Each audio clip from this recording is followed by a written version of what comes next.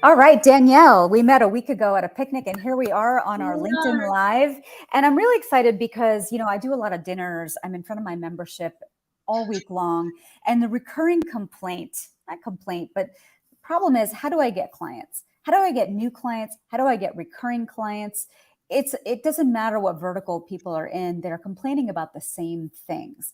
So I love that you're here. This is your zone of genius. For those of you that are just joining us right now, Danielle Zeitlen Hughes is the Chief Personality Officer at More Than Words Copy. And Danielle, give us a little bit of exposition. What does that really mean if you were explaining this to your grandmother? Oh my God, that's what I say in my trainings. Like, you want to write your bio so your grandmother can understand it. That's amazing. We did not plan this, I swear.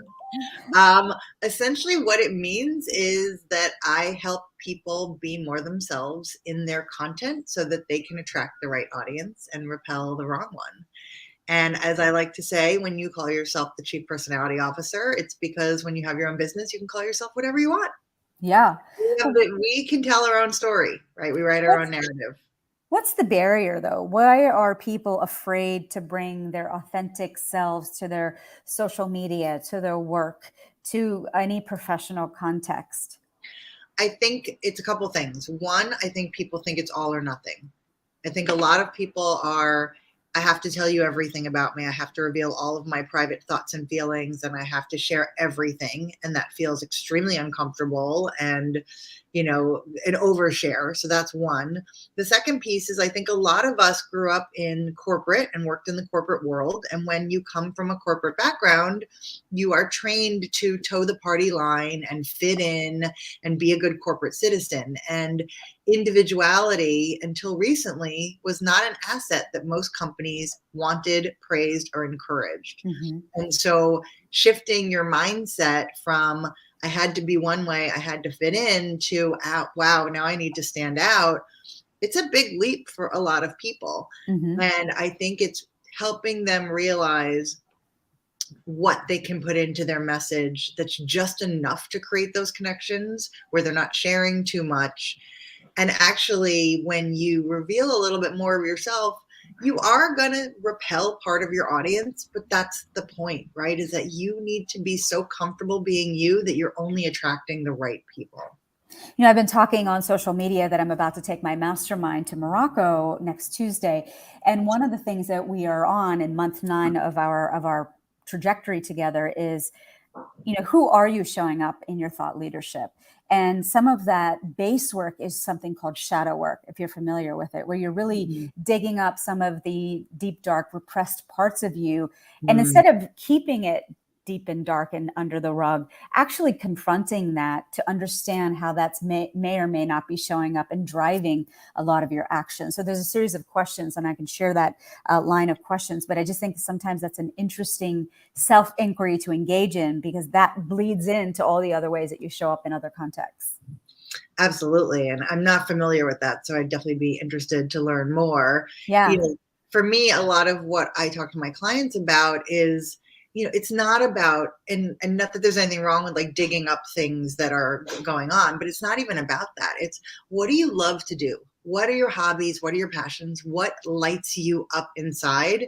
And how do you just share a little bit of that in the Mm-hmm. professional setting to create those relationships and create those connections? And Yeah. sometimes that's like the nicest little bit to start with for a Yeah. lot of people. I shared what I'm packing for Morocco in a video because my mastermind was asking for it. And I was at a party on Monday and someone was like, I just want you to know that really helped me pack for my last trip. And I was like, well, it wasn't for you, but I'm glad that you benefited from it. But it's something that I've been doing innately. And I just decided to start sharing. And so it's interesting to see what comes up on the other side. Absolutely. And what people relate to, right? Yeah. And then that makes you more relatable. It's like, oh my God, some people might think, oh, Joya, she's been on TV.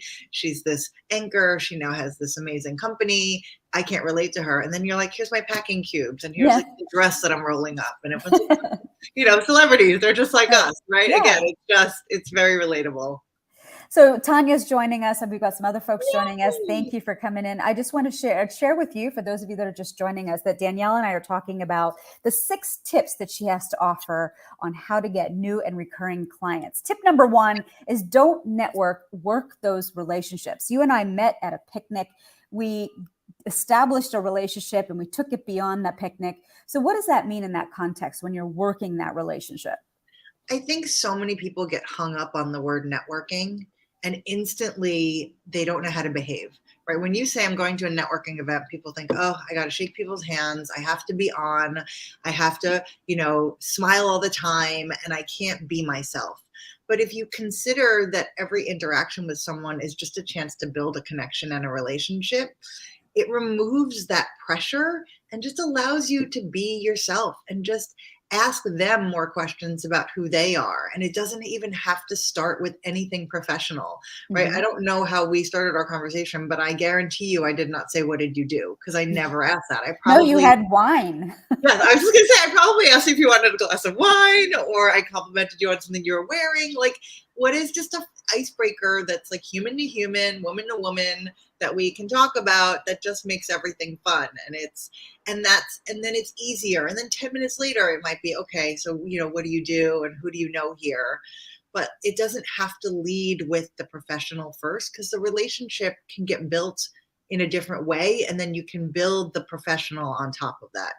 So I think for me, it's just changing people's mindset about what networking is. And it's just getting to know another person. That's it. Now, how does somebody take that from in person to online? A lot of people are often connecting with me, as I'm sure they're connecting with you on LinkedIn. How do you work those relationships? Because I've reached out to people, hey, thanks for connecting, and then you don't hear back. So, how do you build that relationship? Well, so are we saying the person reaching out, how does that person build the relationship? Like if someone connects with me on LinkedIn, but then doesn't further the relationship, they don't ask Mm. me a question or they don't want to build the relationship, as you say, how do I build that relationship with them? So you could look at their profile and hopefully their about page and their LinkedIn bio tells you a little bit about them. And you can say, hey, I saw that you connected with me. And I also see, oh, we have these many people in common, or I see that you do this, or, I loved this post or this article that you shared, right? There's got to be something in their bio, their postings that you can glom onto, and it shouldn't be forced, right? If you are looking at somebody's stuff and you're like, I don't see a through line here, don't force the connection. But, we reach out to people for specific reasons. And usually it's, we know someone in common, you do something that's interesting to me, I see a connection professionally, or I liked something that you shared. And so it's like a dating profile. What is Mhm. something that you can connect to that's in that profile that's going to make you want to get to know this person more? So there's always something, we live in a virtual world. There's always something online that you can find to Mhm. create that next step. So I'm reflecting back, get to know them as the person that they are. Be specific in your outreach and that you took the time to actually learn about them when you reach out, establish that common ground. And then what about taking them to the client level? When is it okay to make the ask? I'm in this line of work, I'm looking for X. I think it depends on how urgent your ask is. Mhm. I think sometimes it's okay to do it in the initial as long as you give them a reason, right? Again, this is always like what's in it for me. So if somebody's going to reach out to me and tell me that, oh, I see, that you have this company and you do this and I do this, would that be of service to you or would that be of benefit to you? Okay. And sometimes whatever they're asking is exactly what I'm looking for at that time and they have no idea. So it could be just timing. Other times I might just be like, you know what, I don't need this, but do a little research. The thing that I think frustrates me, and I'm sure you, is people who are like, oh, I see you have a digital agency. Like, how is your automation going? It's like, Mhm. I don't really use automation. And if you did Mhm. any research in my company, you'd probably know that, but you Mhm. didn't, and you're spamming me.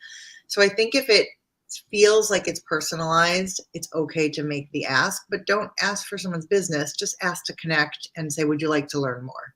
Got it. So tip number one is don't network, work those relationships. And sometimes we forget there's a human being on the other side of that piece of business. Yes. All right, being consistent in your voice, in your message, in your marketing. Tanya and I were just on a call and we were talking about her recent trip. And I was like, on your trip, I'm so interested to learn through the lens of you being a stylist, what you saw in the way of women in Parisian fashion, Mm. right? Like that's what I really look to you for because you are my guru when it comes to styling. So what was your perception of that? So is that being consistent in your messaging or is it something else? I mean, Tanya's a great example because she has her complete ecosystem is consistency in how she shows up, in what she talks about, in her voice. So for me, consistency is knowing who you are, right? So her, if you read her bio, if you read her website, if you read her posts, you can tell that the same person is showing up. She's not trying to be something that she's not, Mm-hmm. right? And her message is beyond style, right? It's Mm-hmm. evolved much more beyond style, and how your confidence becomes your style, and other aspects of your life factor into your style and your business and how it helps you. And then same thing with her marketing, is there's a consistency to the message that she puts out and the marketing that she does in Mm-hmm. terms of her social posts and the regularity with which she posts. Mm-hmm. So when I talk about consistency, the goal is that the written content that you are putting out should sound exactly like if somebody was going to talk to you on the phone, right? What we don't want is for our bio to be one thing, and then when we have a conversation with a potential client, in their head, they're like, this doesn't seem like the same person, Mm-hmm. right? So that's one thing.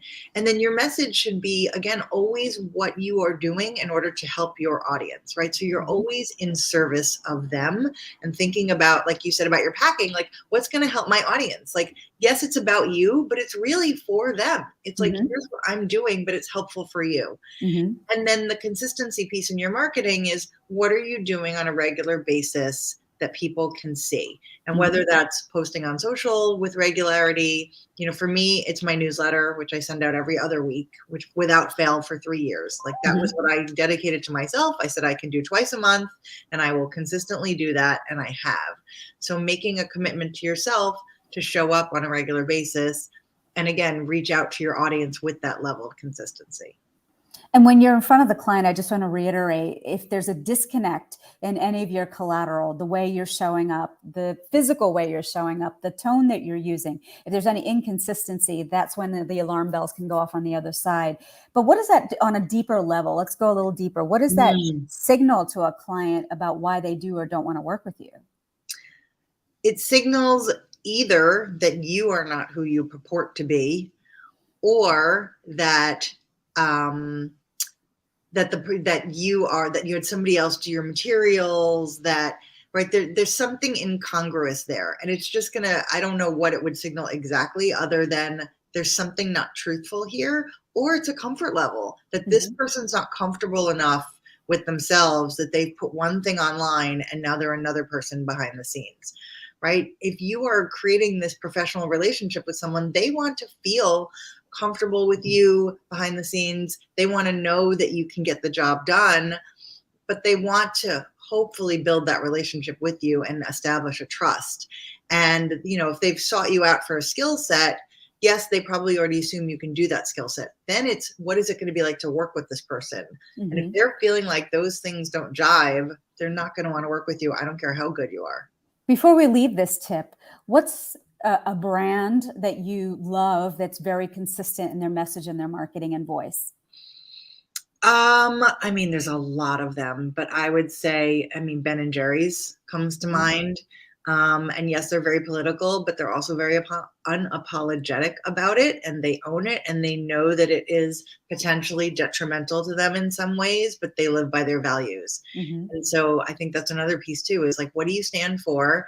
And how do you stick by that and say, I know that this is going to potentially mean that some people are not going to want to work with me or do business with me, but I don't care because I'm going to attract more of the like-minded people. Got it. So number one, for those of you that are joining us a little bit late on how to get new and recurring clients, we're speaking with Danielle Zeitlen Hughes, who is Chief Personality Officer at More Than Words Copy. Number one is don't network, work those relationships. Remember that there's a human being on the other side. Number two is to be consistent in your voice, in your message, in your marketing. And then tip number three, when in doubt, the answer is more you. Translation, please. So this goes back to personality brand. So when I call myself the Chief Personality Officer, it's because I teach something that I call personality brand versus personal brand. And as we talked about in the beginning, I think a lot of people feel reluctant to put themselves in their messaging professionally because they think they have to share everything. And so to me, personal means private So I agree. Why were you sharing everything that's private about you with the world? But your personality is who you are, right? It's Yeah. on display at all times. And we are just dialing up and down our personality based on who we're interacting with, right? Your family and your friends get one aspect of it. Colleagues and the barista or your mail person gets a different aspect, but it's there. And so for me, when I say the answer is more you, it's what is a piece of your personality that you have to keep showing up with, that you want to give to your message to show that authenticity. And Mhm. anytime, I work with someone or people say, well, I just feel so uncomfortable. It's like, you just got to push past that and be yourself. Like, I think we're so afraid that if we show our true selves, people won't like us. Mhm. And it's the opposite, because more people who are attracted to what you have to say and who you are will show up, and the people that aren't will just go away. You won't Yeah. even know it. You won't even know it because your message is doing the vetting for you. And that's the beauty, is that you're only really attracting, and the people that don't want to work with you or aren't interested probably won't be reaching out anyway. Yeah. Well, what's interesting is that I have always done adventures as part of how I've done leadership programming. I've only recently started to actually lean into that in my messaging. Mm, So it's always been me, but I wasn't having more of that. I don't lead with that. And that's really my differentiating factor. So being more me means that I'm leaning into the adventure piece of how I do leadership programming. absolutely. And it's working for you, right? It's Yeah. connecting. And I see it when you talk about it. Like when you Yeah. talk about your women and you talk about your trips, your face lights up. Yeah. That's what we're trying to figure out here. It's like, when I say more you, it's like, what's going to make you smile? What's going to make someone just want to lean in and learn more or get to know you more? And you can't be shy about those things. Like, Right. just own whatever it is that makes you you. And what takes you out of the 2D and makes you more 3D and holographic? There was a member Exactly. that I had who is a therapist, and she is of Guyanese origin. And one of the things that she wanted to do, despite the fact that she had this thriving practice, is to be able to go to Guyana and do some of her mental health work there. Mm, And we were on the phone yesterday, and she articulated on our mastermind calls, and she's finally gone and done it. She spent 5 weeks there. The world didn't fall apart. Her practice is still thriving. But when you actually lean into that, there's so much more joy with which you're be able to bring back into the thing that you do. I love that. And that makes me, I like got so happy just like thinking about that. It's amazing. Yeah. And I'm Yeah. sure she's going to come back transformed and now lead with this in so many more ways, right? Yeah. That's going to like thread through everything and how she approaches her business from here on out, regardless if she goes back to Guyana. Now it's like baked into the experience and who she is. So number 4 is always be connecting. What does that mean, Danielle? So that kind of builds off the, don't network, build those, work those relationships. It's the same thing, right? You're always looking to build connections, and it doesn't have to be professional. It Mhm. could just be creating this, I call it my girl gang, right? Anytime I meet an amazing, like, entrepreneurial woman, I'm like, I want to know this person, just because they just fill up my life. They fill up my cup. I can learn something from them. And you just never know how you can potentially work together, help each other, anything. So the goal is just to always be connecting with everyone that you meet. And it doesn't have to be a long-term connection. It doesn't need to be a best friend, but it's like, just put this person into your bucket of people and work those relationships and just connect with them and think about, how you can help them, and, potentially how they can help you. But it really should be more about, how can I help someone else and what can I do for this person? I had a member who is always networking, and so she was networking on the sidelines of her kids' soccer game, and 100%. got into conversation with one of the parents about what she does, and she walked away from that game with a client because she wasn't coming into it thinking, oh, there's only one context, i.e. the Chamber of Commerce, that I can do Mhm. networking. I can be networking while I'm at my kid's game. And just by sharing what she did, by virtue of that, she was able to get a client. So I would love for you to talk about that. What are some other contexts that we don't naturally think about? The grocery line, going to the US Open, waiting for your concessions. Like, where are places that you could be connecting that you're not thinking about right now? I was actually just going to say, it's like everywhere, right? Like in your elevator, of your building. Like, and it doesn't, again, this doesn't have to be job related. Could just be striking up a conversation with someone. Maybe it's the same person you see in your elevator every morning as you're going to get coffee or you're going for a walk, and you're just chatting. And it might take a while. It could take weeks, it could take months, but at some point that conversation might shift and they might be like, oh, by the way, I see you all the time. Like, what do you do? Or I see you're carrying this magazine or this thing. Do you work in this industry? You never know who people are, and more importantly, who those people know, right? You and I both know that, on LinkedIn, I think it's like your third and fourth connections or the magic connections, not the first and second, because chances are your first and seconds, but you don't know who they know. And that's where the magic is. So I would just say, always try to strike up conversations with people if it feels comfortable, where it makes sense. I like to compliment people online when I'm waiting online. If I see someone wearing something, sometimes it's just nice to cheer them up, and you never know. And other times they might start engaging you. Yeah. And it also helps flex that muscle of starting a conversation, right? If you're only starting conversations in networking groups, it's going to feel very stale and dry. But if you get used to just starting conversations with random people in random situations, it's going to be so much easier for you to have that as a natural gift that you can use all the time. I want to remind anybody who's listening to this conversation right now to start putting your questions in the comments section. And I'm going to ask them to Danielle so that you have direct access to her and her brain today at 10 a.m. Danielle, I see and hear you on how we're doing this connecting business while we're in person. But a lot of us are connecting with people right here on this platform, LinkedIn. What are some parameters around how to connect with people here? You said the magic is in the third and fourth connection, but what's the best way to reach out to those third and fourth connections?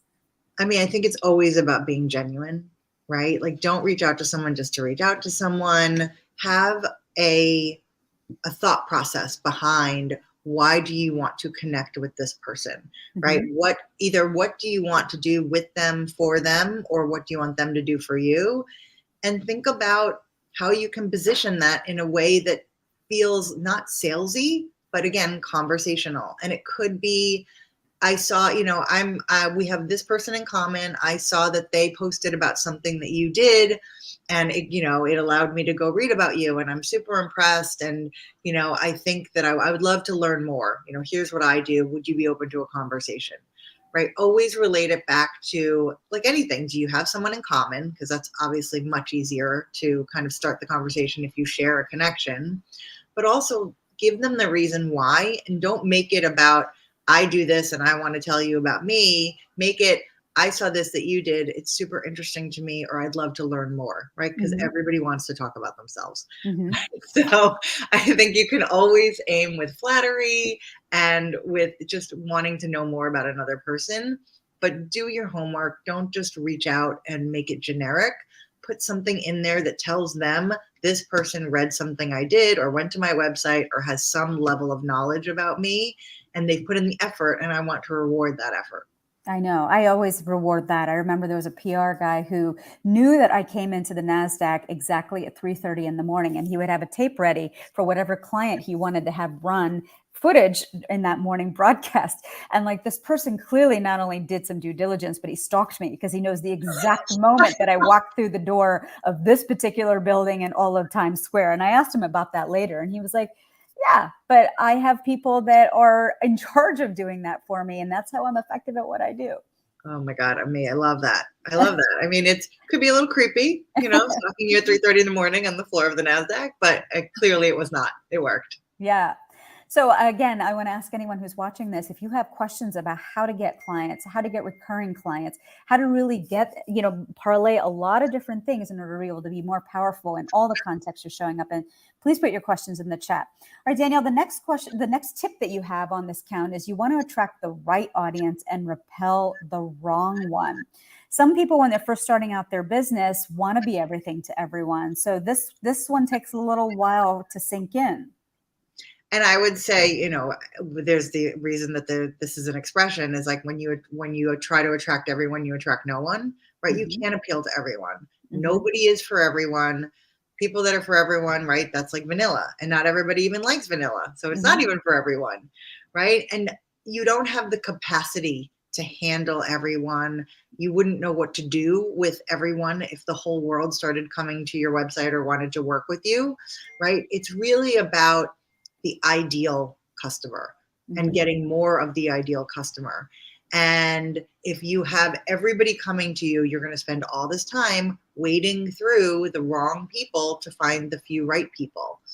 And so when you think about positioning yourself to the world and putting more of yourself into your message by being you, right? It's like looking for friends. You're going to hopefully attract more of the people that are like, I like this person. Like there's something there and I want to know more. And the ones that aren't, they're just going to go away. So when I say repel, it doesn't mean offend, right? So a lot of people read that and think it means, oh, I'm going to offend people. It just means they're going to go someplace else. They're going to work with someone else. There's plenty of work to go around for all of us. And this is about who is the right fit for you. And you don't need a lot, right? I don't care what business model you have. You want a small base of rabid fans and customers that will keep coming back. And more importantly, tell their friends and their family and their colleagues and clients. And that's how you grow. One of the most profound things that I think my sales coach has said to me is that your clients are mirroring back to you what it is that you are resisting. So if you are not in alignment with something, price was the example. If you're not in alignment with the price that you're charging, chances are what they're mirroring back to you is that I can't afford it, or I'm not going to pay that, because you yourself are not in alignment with what that fee is. So I wondered if you had some thoughts on that, because that to me was a real profound statement. I mean, that's really interesting. I would say that potentially resonates, but it could also be that you're not attracting the right people to the price point that you are worth. And so it could come back again. It's like you said, mirroring it, but like mirroring it in what way? In the way that you come off, or in your messaging, or in the value that you are allowing people to see that you bring to them, right? Because pricing is value. And we all know that there are people that charge outrageous amounts of money, and some of us can't wrap our head around it, and people will pay it. And then there's people you meet that you're like, you're so undervaluing yourself. Why are you doing that? And so much of this is this, right? And what you think you're worth, and the value that you bring, and what you offer, and working yourself up to that place where you believe in what you're charging and in who you're attracting. And somebody once told me that if you're not a little uncomfortable with your price, then it's too low. Right? Just a little bit. Like it should just get a little stuck in your throat when you say it until you get comfortable saying it. And then you're probably charging the right amount of money. Another coach had said to me, to get in alignment with that price is that you got to go invest that yourself. Go out there and invest at that level, and come from a place of knowing as opposed to resisting. Yes. But that brings up an interesting another point. And Zena's just asked a question. I'm going to ask that to you, Danielle, before we move to our final point. What about our mindset? Because we're offering some great tactical advice here, but I think it's important to visit our mindset when we're thinking about the clients that we want to reach. So what do you have to say to that? I mean, mindset is probably everything, right? I mean, if you don't believe in yourself and you're not in the right headspace, I don't care what you offer, you're not going to deliver what you should be delivering. It's interesting. So my newsletter for tomorrow is going to be all about expertise. And I think that's 100% speaks to people's mindset, right? What allows someone to call themselves an expert? And I think so many of us get caught, and we get caught in labels. We don't know. We say, oh, I'm not really an expert. I'm just this, or I'm just that. But if you are good at something and people are coming to you for a service, that makes you an expert, because you can do something better than they can, right? It doesn't mean you're the best. You're not the greatest in the world, but you do something better than someone else. And therefore there's that level of expertise. So I think for mindset, and again, it depends where you are in your business journey, right? Obviously, if you're starting out, your mindset's going to take a little while because you haven't had the breadth and depth of experience. You haven't failed. You haven't succeeded. You haven't really tried. And it's not until we kind of get beaten up a little bit and come back stronger that I think you start figuring out your mindset and start realizing what you're good at and what the world needs. And again, a lot of that is showing up as yourself, right? If you can show up as yourself, it's going to be so much easier to realize the value that you give, because you will feel more comfortable, as opposed to this imposter syndrome or pretending to be something that you're not, or thinking you're pretending, but you really actually have all this talent and this ability anyway. And you just have to start believing your own hype. Tip number 6 is that a strong brand is a form of career insurance. We have some questions filtering in. We're going to get to them as soon as we cover off on this point. But what does this mean, Danielle? So I stole this from a Harvard Business Review article by Dory Clark, who's an amazing employee. Yeah, she does a lot of articles on employees and branding. She's a former speaker here as well in this space. She is. Oh my God, I love her. So she wrote an article, and one of the things was a strong brand is a form of career insurance. And so I have started to go into companies to do employee branding workshops because, as we talked about earlier, more organizations are valuing individuality now, and they want their employees to express themselves, to showcase what they're good at, and to be their own advocates. And so I think if you have never spent time thinking about who are you beyond your job description, it is very hard for you to be visible in your organization, or visible online or visible in your business. And so this mantra to me was just so resonant, because if you don't know who you are, you're not going to be visible, and you're not going to be guaranteed to have that career trajectory or get noticed or grow.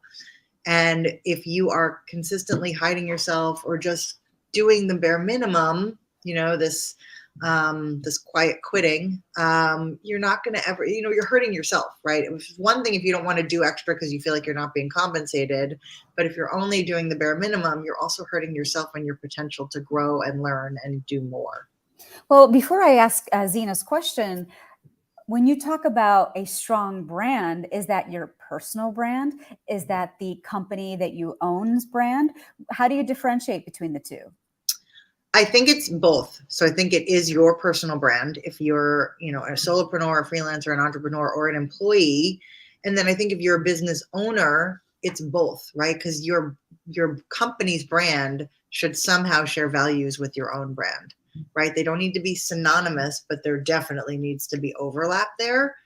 So like I think about, I'm sure you read yesterday about the owner of Patagonia, who's giving his entire fortune back to the earth, right? I mean, you don't get more aligned with the values of Patagonia than that, being like, we're done, we've taken this away, and now the earth basically owns our company. And, you could say it's marketing, you could say it's all these things, but obviously the brand was all about sustainability and the environment, and now they are doubling and tripling down on that with this new unveiling. So I think it's like his vision was manifested in the company, and now they're taking that one step further and marrying it. Yeah, he's walking the walk and talking the talk.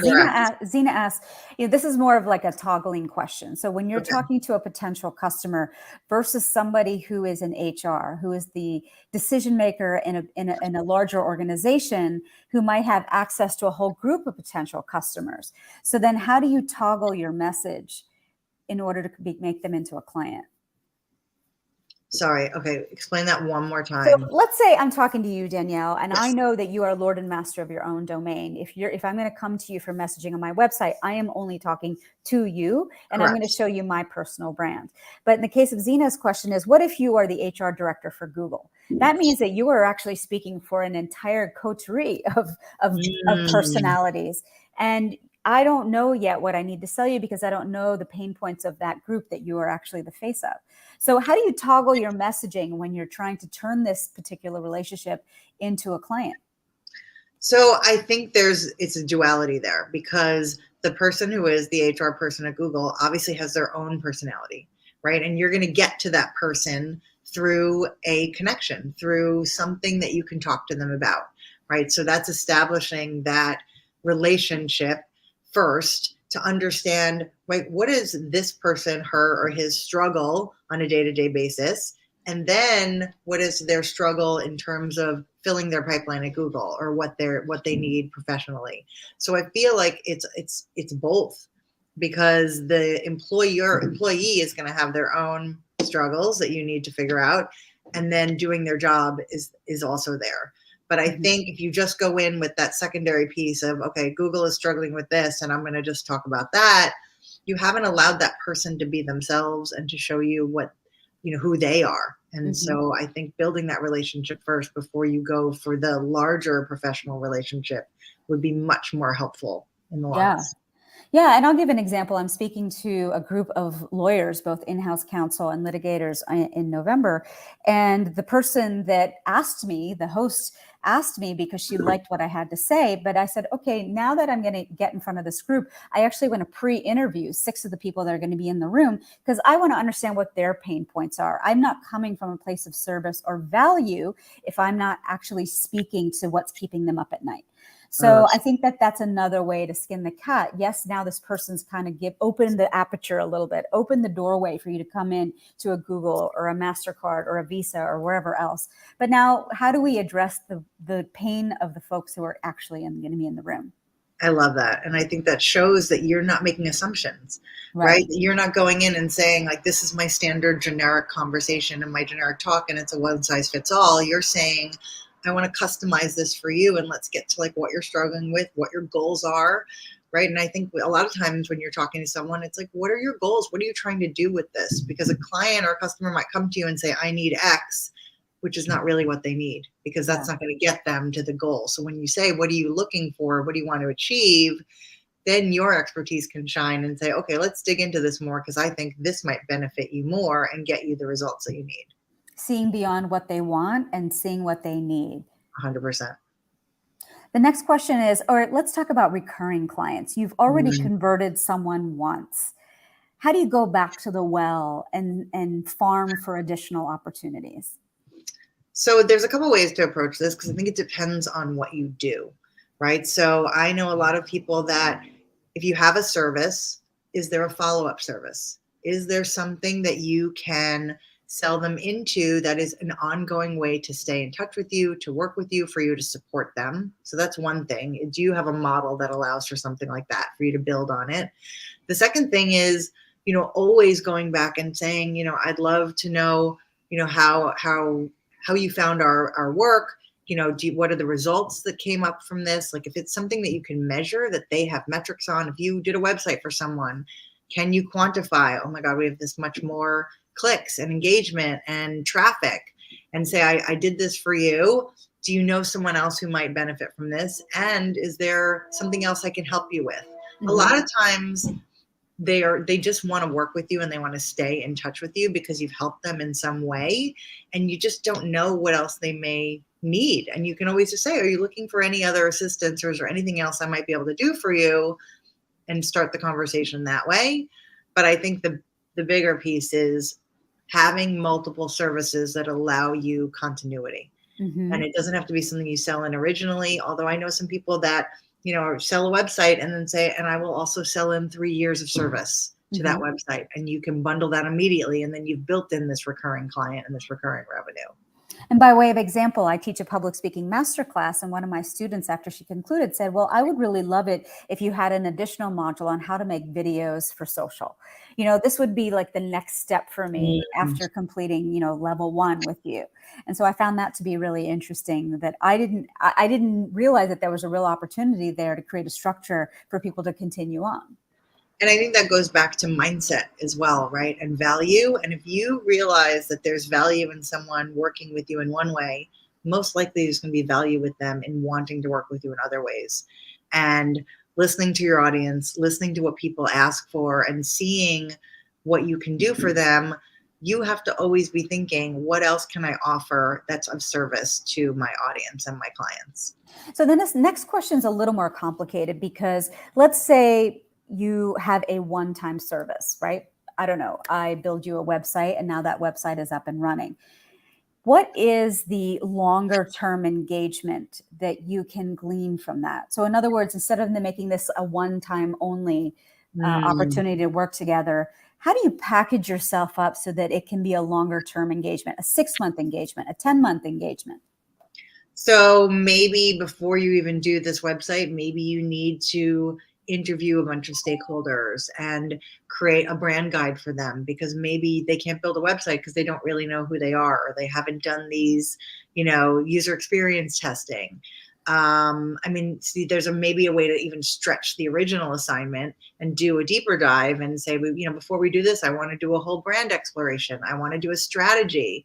Maybe it's, we're going to do your website. And then how are you going to get people to this website? Let's talk about your lead generation. Let's talk about an email campaign. Should we build you a newsletter? Then maybe the newsletter is the ongoing way, right? So if you are an expert in your area and you do one thing well, that's great. But what else is going to get someone to that one thing and keep them going? I'm sorry, I don't know if you hear the bang Yeah, I happening in do. my I hear throat. it. So I know you have to step off. So I can keep chatting or we can keep chatting, but I'm going to ask anybody who's on this call right now, if you have a question about how to get clients. Maybe you're in-house at a law firm and you are a partner and you're a revenue generating partner, or maybe you're at one of the big five consulting firms and you're a partner there. How does that kind of change the nature of the conversation that we're having here, Danielle? I mean, obviously there's a duality there again in your your personal professional career that you are trying to grow, as well as the larger company that you are responsible for. And I actually have done workshops at Pricewaterhouse, and regardless of the level that you are, everybody needs to work on themselves. Everybody needs to expand who they attract and how they present themselves. And I think, I don't care if you're the most senior person, you probably haven't taken a ton of time to think about how you want to show up because you've been so busy showing up to ascend the ladder and to represent your organization. Mm-hmm. And so I think it's always a benefit to take time to think about, what are my goals from a professional perspective, and how do I then marry those goals with the needs of my company or my organization or my law firm? Mm-hmm. And there should be some overlap there. It doesn't have to overlap completely, but again, it shouldn't be completely incongruous either. There should be a little bit of, I want to advance and I also want to help my company. And by doing that, by advancing, I'm going to grow. I'm going to stretch myself. I'm going to show up in a more visible way and in a different way. Mm-hmm. If you're a partner, all of you are different. And you're Mm-hmm. going to attract different types of lawyers and different types of people to the firm, right? And so the more diverse voices and the more individuality each person has, the more individuality will probably come from the bottom as well. And they'll bring in different people and different voices. This person wants some scripts on how to go back to clients they've already converted once and ask for new business. What are some scripts that you've used in the past, Danielle, that you would pass on to this person? Absolutely. I mean, I think the first thing is, going back to them and say, hey, it's been X amount of months. I just wanted to check in, and, I really enjoyed working together, and, I'm so happy that you were happy with the results that we got, whatever those results are, right? And if there's any metrics or anything, always put those in there. If they gave you a testimonial, you can kind of throw that back at them a little bit and say, I really enjoyed this, and you were such an amazing client and we worked so well together. I would love to know if there's additional ways that I might be of service to you. Or what would be better is if you present something specific to them. Like, is Mm-hmm. there something specific that you want to do for them that you think they need? And you can suggest that as well. So obviously it depends on what this person does. But I always think it's good to go back and say, that you were happy with the work that we did. We have this, lovely relationship. I enjoyed it. And I'd love to continue that. I'd love to create further success for you. Mm-hmm. Can I be of service, or are there future projects? Is there a way to gracefully make that ask on social, is what this next person's question is. I would probably nurture it before I would make the initial ask, right? So like maybe 1 or 2 outreaches on social. So if you want to reach out to them on LinkedIn, and if you're not connected with them for whatever reason, I have found that sometimes with clients, I've been like working with clients for years, and one day I'm like, how are we not connected on LinkedIn? Yeah. And so I'll send them a connection and say, oh my God, this is so crazy. We're not connected, right? So if you're not connected, it's a really great way to connect and say, oh my God, we did this project. How did we never connect? Just wanted to check in, see how you were doing, follow up, blah, blah, blah. Mm-hmm. And then when they respond, then you can potentially the next iteration, make the ask.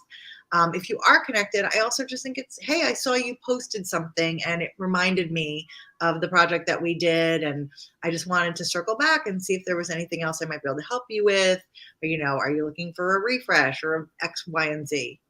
But I think, yeah, go ahead. I was just going to say, Well, maybe personal again to something that they've said or posted is always the easiest way.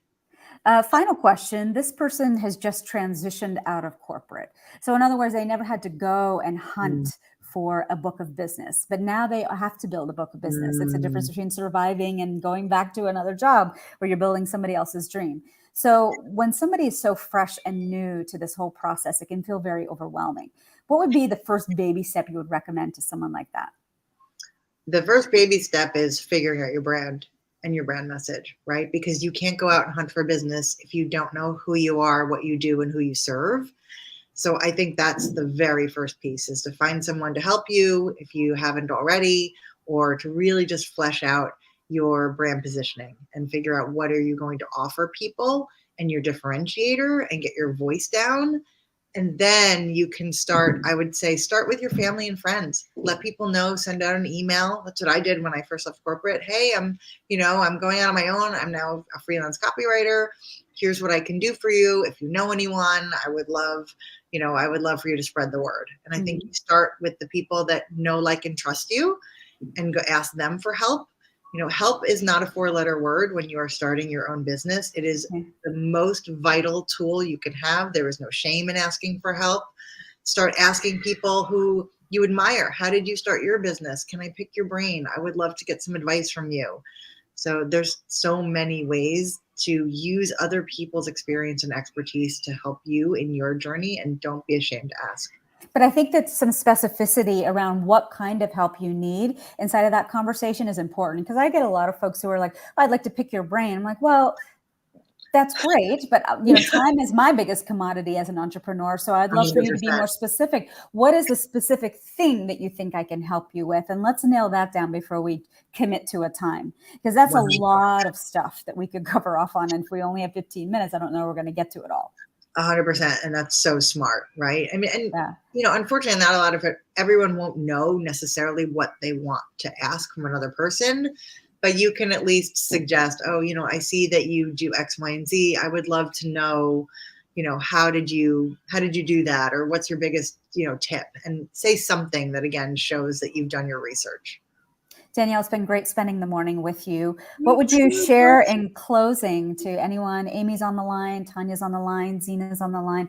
What's the last thing that you would say to women leaders who are trying to get new clients and recurring clients? I would say you are valuable, you are worthy, you are smart, and do not shy away from that. Lean into who you are, lean into your awesomeness, and go out and get what you deserve and what's yours for the taking. And don't be shy about it, and be unapologetic. And if people want to work with you, More Than Words Copy is your website. That's where you can get a hold of Danielle. And I know that she's done more than just look at the copy on people's websites. She's done a variety of things. And if you want to go back and look at this interview, it's going to be posted as soon as we finish up. If you want to work with me, I'm going to make the ask. I have a mastermind starting in January. I'm taking women who are very clear on the goal that they've been kicking down the line for years. They're tired of seeing it not getting realized. They want to realize it. I will put the right group and I will put the right accountability so that you can see that inside of 7 months. So if you would like to be part of that mastermind, I would love for you to just take this little quiz, which is at goalsscorecard.com. It's a 4-minute quiz, and it'll tell me just how ready you are to get that goal. Danielle, we're going to grab a drink soon. I'm going to say thank you to you, and I'll see you soon. I love it. Thank you so much, Joya. This has been great. Take care. Bye. Bye, everyone.